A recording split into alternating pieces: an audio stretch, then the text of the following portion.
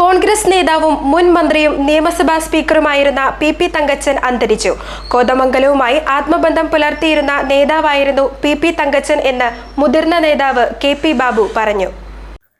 മുതിർന്ന കോൺഗ്രസ് നേതാവും പെരുമ്പാവൂരിലെ മുൻ എംഎൽഎയുമായ പി തങ്കച്ചൻ വ്യാഴാഴ്ചയാണ് അന്തരിച്ചത്. ശനിയാഴ്ചയാണ് സംസ്കാരം നിശ്ചയിച്ചിട്ടുള്ളത്. ശ്വാസകോശ സംബന്ധമായ അസുഖത്തെ തുടർന്ന് ദിവസങ്ങളായി ചികിത്സയിലിരിക്കെയാണ് മരണം സംഭവിച്ചത്. 86 വയസ്സായിരുന്നു.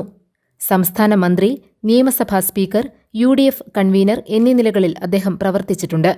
പെരുമ്പാവൂരിനെ ദീർഘകാലം അദ്ദേഹം നിയമസഭയിൽ പ്രതിനിധീകരിച്ചു. യാക്കോബായ സഭയുടെ കമാൻഡർ സ്ഥാനം ലഭിച്ചിട്ടുണ്ട്. കോതമംഗലം ചേലാട് തക്കിരിക്കൽ കുടുംബാംഗമായ പരേതയായ തങ്കമ്മയാണ് പി തങ്കച്ചന്റെ ഭാര്യ. കോതമംഗലവുമായി അടുത്ത ബന്ധമുണ്ടായിരുന്ന നേതാവാണ് പി തങ്കച്ചൻ. നേതാക്കൾ മുതൽ സാധാരണ പ്രവർത്തകർ വരെ അദ്ദേഹത്തോട് അടുപ്പം പുലർത്തിയിരുന്നു. രാഷ്ട്രീയത്തിനതീതമായി എല്ലാവരാലും അംഗീകരിക്കപ്പെട്ടിരുന്ന വ്യക്തിത്വമായിരുന്നു പി തങ്കച്ചന്റേതെന്ന് കോതമംഗലത്തെ മുതിർന്ന കോൺഗ്രസ് നേതാവ് കെ ബാബു അനുസ്മരിച്ചു.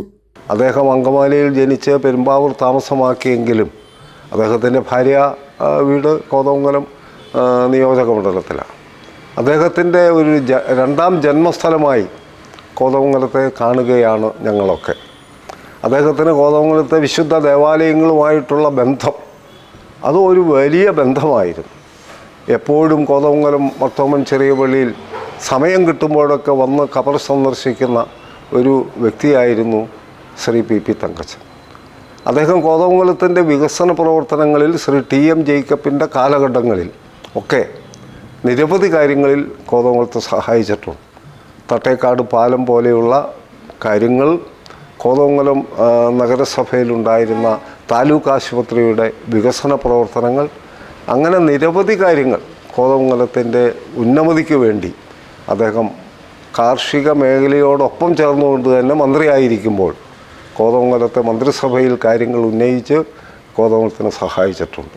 അങ്ങനെ കോതമംഗലത്തിൻ്റെ ഏറ്റവും വലിയ ആരാധ്യനായ ഒരു വലിയ മനുഷ്യനാണ് നമുക്ക് മലയാളികൾക്ക് ഇപ്പോൾ നഷ്ടപ്പെട്ടത്. അദ്ദേഹത്തിൻ്റെ വേർപാട് വേദനയോടുകൂടിയാണ് ഞങ്ങളൊക്കെ ഓർമ്മിക്കുന്നത്.